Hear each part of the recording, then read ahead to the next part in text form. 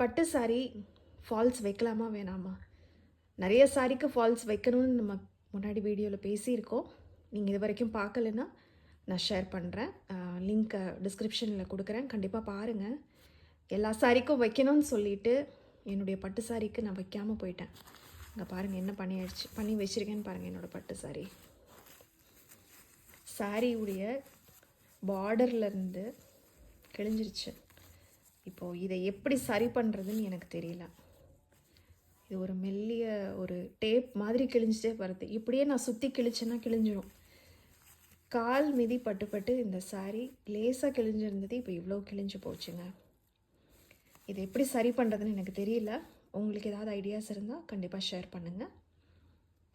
நிறைய கலெக்ஷன்ஸ் வந்திருக்கு. Christmas, Pongal, new இயருக்கு அது எல்லாமே உங்களோட நான் கூடிய சீக்கிரம் ஷேர் பண்ண போகிறேன்.